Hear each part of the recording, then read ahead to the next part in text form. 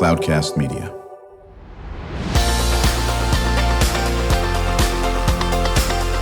Drew Schlosberg Spotlight on the Community Show, amplifying the voices of social impact organizations, entrepreneurs, local nonprofits, and other community champions who shape the culture, creativity, and connectivity of San Diego. Brought to you by Mission Fed Credit Union, bringing good things to San Diego for over 60 years. Learn more about what is good for you and good for all by visiting www.missionfed.com. I'm Drew Schlosberg of Cloudcast Media. We are pleased to have in the studio with us today April Wensel. She is the founder of Compassionate Coding. How you doing there, April? Doing well, thanks. Happy to be here. Well, we're happy to have you here. Talk about the mission of your organization. Sure. So I started Compassionate Coding in 2016 after working in tech as a software engineer for close to a decade. And I saw a need for more humanity in the technology space. So I started Compassionate Coding to bring that humanity. So I teach emotional intelligence to people in tech, hoping to bring more compassion and kind of the softer side into the technical work that we do. Okay, so is the technical work and the emotional intelligence and the softness, or whatever you want to call it, directed at the people that are coding? Is it the folks that actually do this work? Or is it actually the product that comes out of their work, or both? So I am glad that you asked that. So it actually starts from, I like to look at it at multiple levels. So it starts with compassion for yourself. So burnout is another big issue in tech. And so it starts with self-compassion. Then you move out a level and then get to compassion for the people that you're working with. So it does have to do with compassion for people building the technology. Then we move out a circle and think about compassion for our customers and, who's actually using our products, making sure they're user-friendly and also that they're for social good and not, harming our users. And then at the outermost level is kind of our impact on society, even people who might not use our products. So for example, our technology may be using a lot of environmental resources, and that's something to consider. It can have impact on mental health and that sort of thing. So really, I like to look at it from all levels. And so it's sort of a holistic approach, which is a little different from some of the other initiatives in this space. Right, exactly. So when did this epiphany hit you? 10 years in the tech space, was it in year one? Was it in, we need to do something about it, but I'm not quite ready to found this company, or was it toward the end? It was one of those things where it's like slowly and then all at once. Yeah, so right. It was sort of building over time, but then I did hit a moment where I was like, all right, like I sort of had almost like a little, burnout, like a low point where I was burnout, and I was just thinking like, wow, I got into this to build cool things, and I always loved technology, but I was kind of miserable, and I saw people around me were miserable, and we were building stuff that was like ruining the world. So I was like, all right, like I can't keep doing this. And so I just have to do something else. And so I quit, and then like the company I was working at the time, and I was like, all right, it's on me now. And so I just kind of went at it from that angle. So when you came up with this idea, and said, okay, I need to go in this direction, and this is I don't want to say a 180, but maybe it's a 180 from what you were doing in this aspect of it, but bringing the humanity into technology, which is interesting in itself, in that aspect of it. How many people go, you know what? That's about time we did something like this. I bet a lot of people said, you know what, you're right.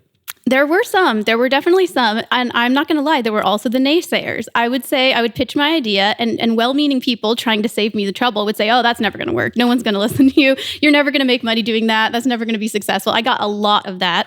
But I had a few supporters. My mom was, always on my team and saying, this is good. And I had some, people supporting me. And so I really believed so strongly in it that, And then I had a few early supports. I actually did some podcasts early on that helped. So, always happy to go on podcasts. And that helped get the word out. And so it kind of built momentum from there for sure. Right, exactly. So what type of tech were you doing, if I can ask?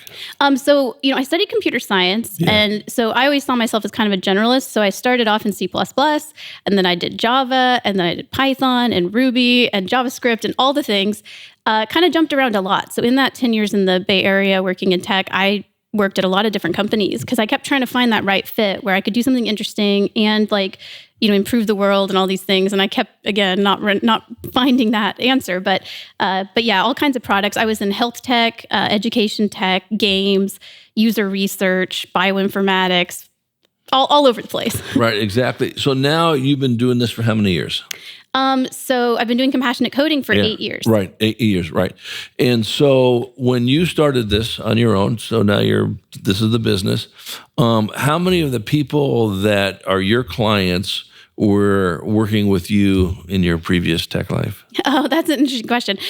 So that has not happened yet, but I will say there have been companies that I applied to when I was first graduating that didn't hire me, that now are bringing me in to do a training for their company. So there was a little bit of that, and I that's not lost to me. I always emphasize it to them, you know what? I probably wouldn't make it through your hiring practices because you're doing it the old way, but here you are bringing me in to help you usher in the new way. So we're definitely in a transition period, I would say. Right. And would you say, was the resistance that you felt was coming from folks who had been in the field a lot longer, or really didn't? It came from everywhere.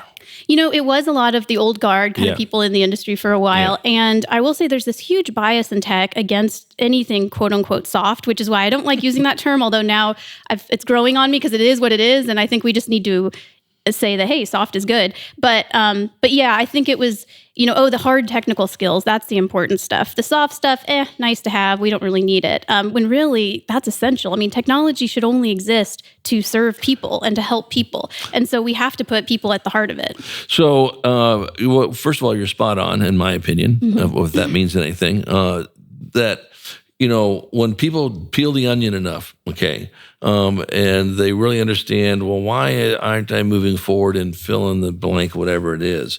Well, do you have a relationship with this person? Do you have a relationship? Do you actually talk to this person? Do you care about this person? Do you show you care about this person?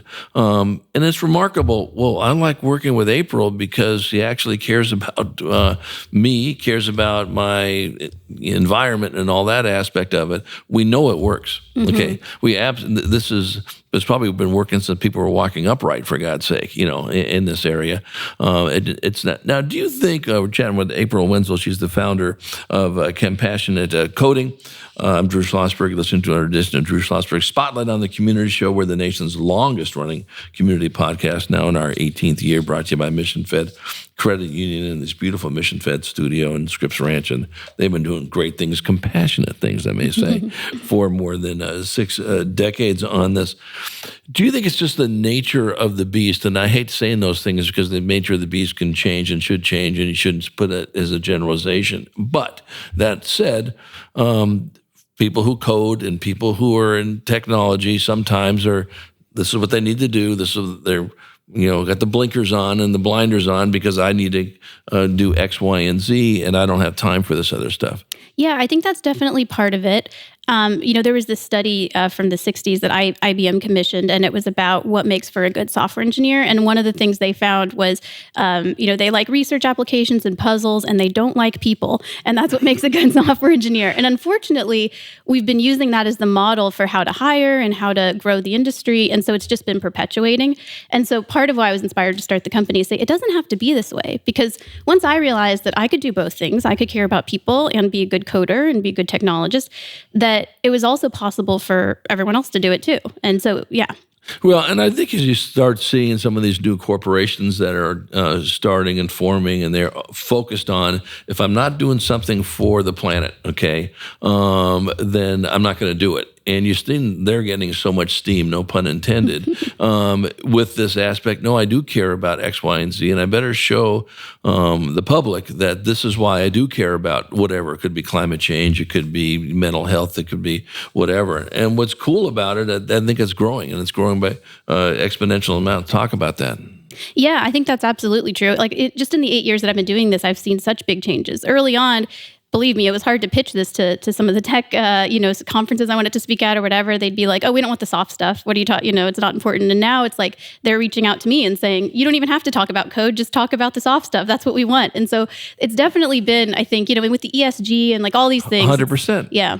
And the way it's what should be. When we come back from a break, we're going to chat more about April Wensel's business, Compassionate Coding. We're going to talk about how we all know this. or we should know this, that this is good for the bottom line, okay? And it's the same thing when you talk about cause marketing. Why is cause marketing important? Because when you're showing the public that what you're doing is doing great things for fill in the blank, people are going to support your product, and it's no different with compassionate coding.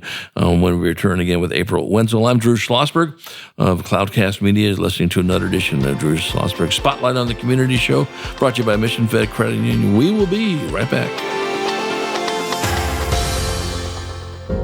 When you do your banking with Mission Fed, you get great rates on auto and home loans. That's good for you, but something good also happens for a lot of other people.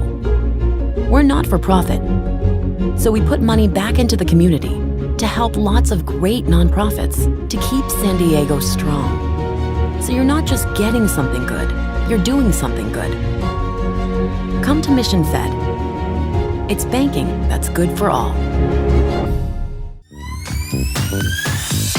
Brand amplification is the DNA of Cloudcast Media, and our code is the powerful blending of sound, voice, and storytelling to lift local brands and their communities. Whether it is our Brandcast, Schoolcast, or Causecast platforms, the unifying ethos is all about this community, the one you call home. If you dare to dream and want to explore the brand amplification of Cloudcast, a national leader in local podcasting and other Winfluence strategies, please visit us at cloudcast.us.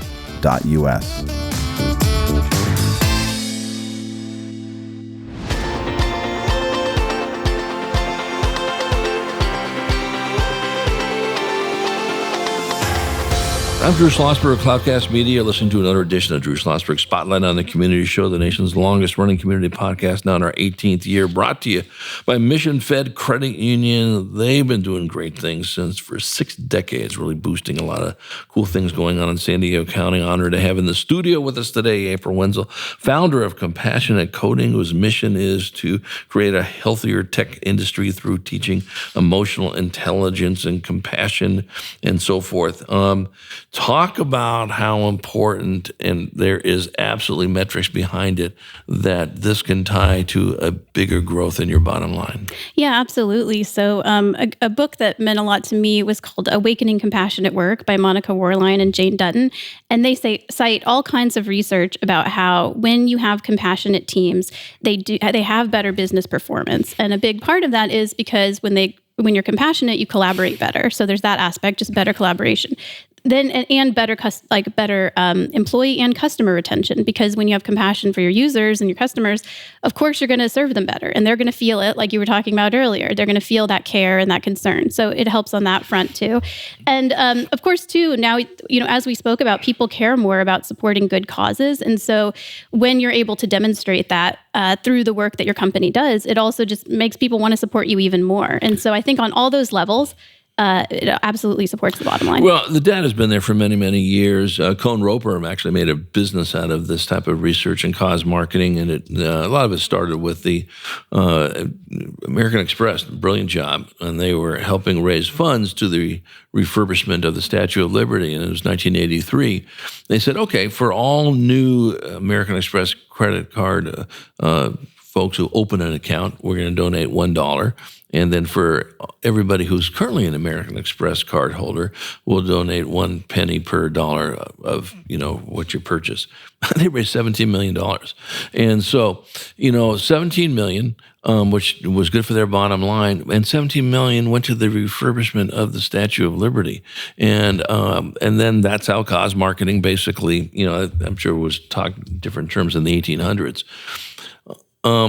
When they followed up on that research, it's exactly what you said, April, and you're spot on, is that those employees that work for companies that they know are doing great things in the community are happier employees, and certainly salary has something to do with it, but mainly it is, I'm doing something good in the community and in this area of it.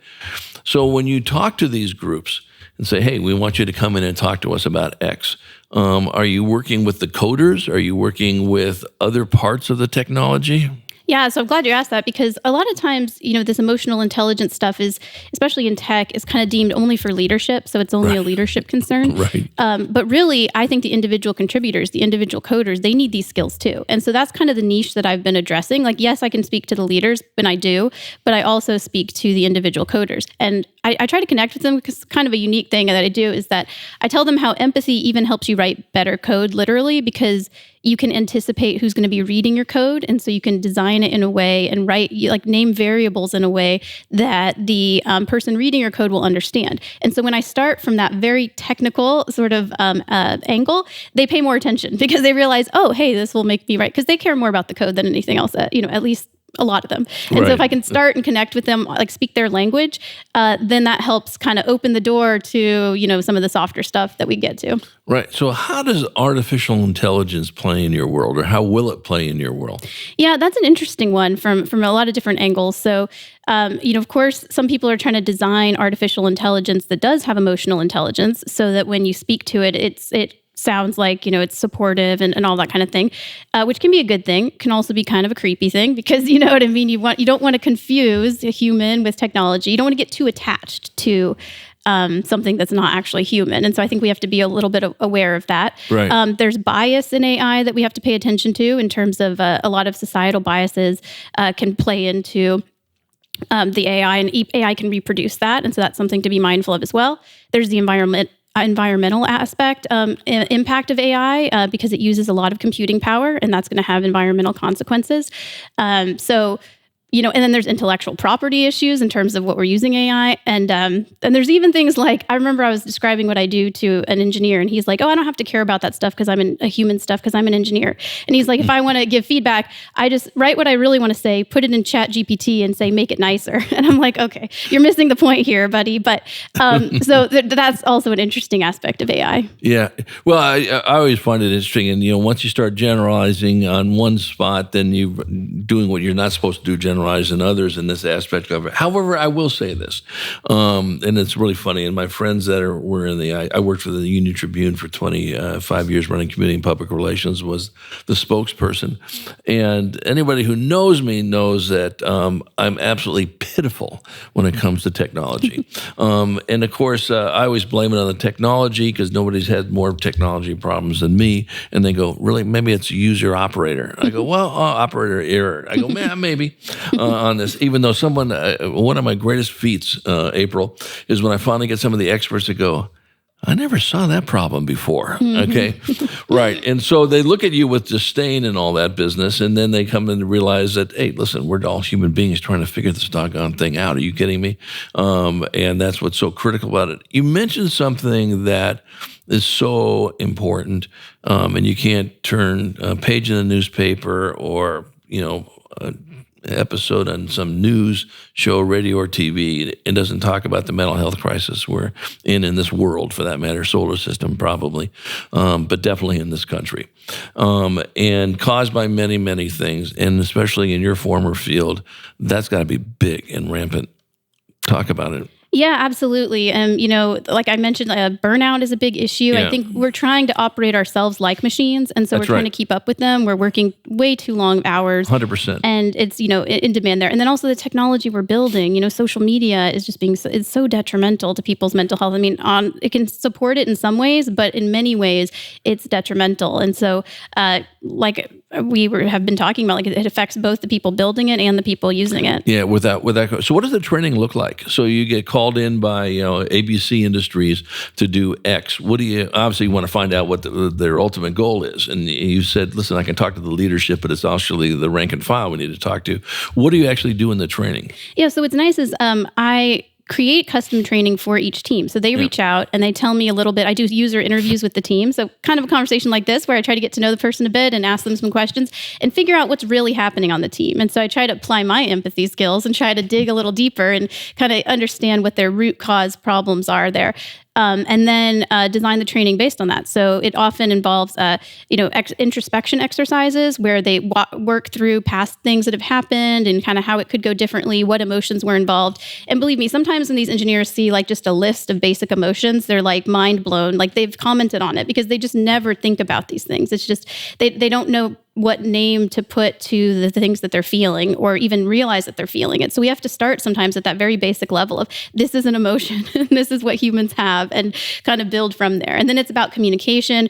I pull in a lot from nonviolent communication techniques in terms of how to communicate when you do have feedback, when you do want to make a request to somebody.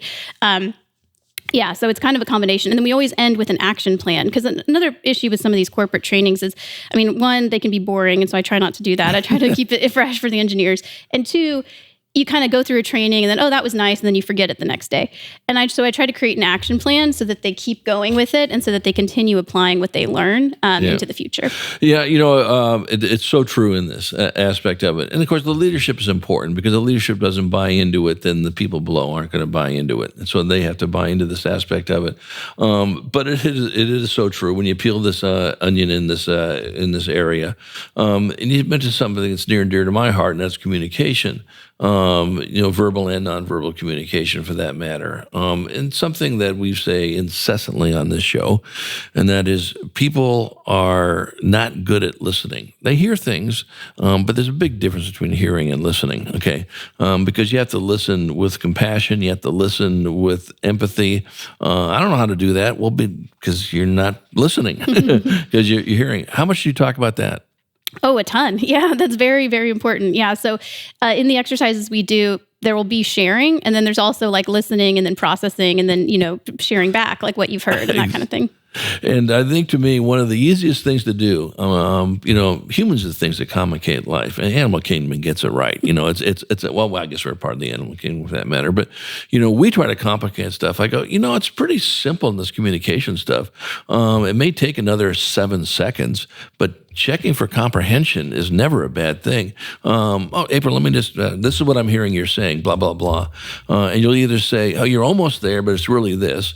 Because you're compassionate, you're not going to say, Drew, you're an idiot. You forgot these things.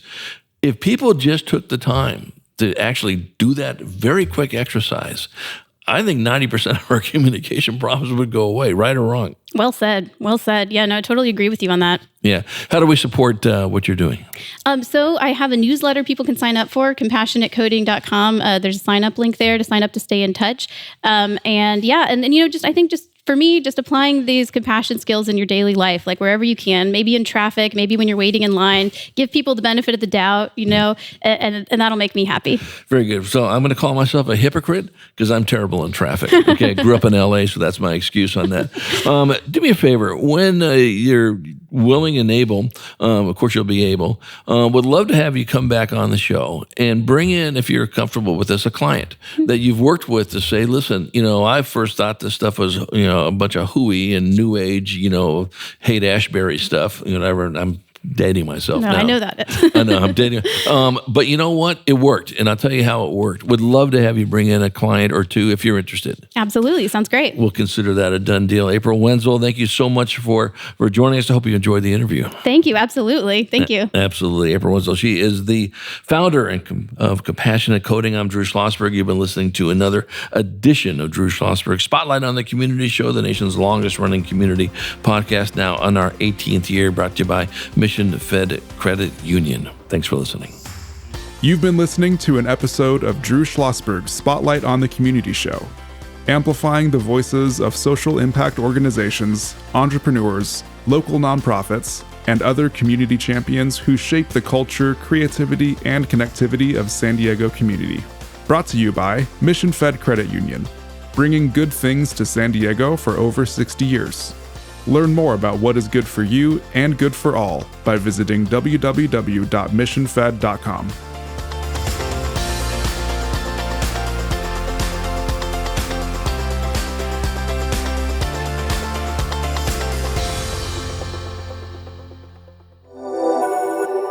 Cloudcast Media.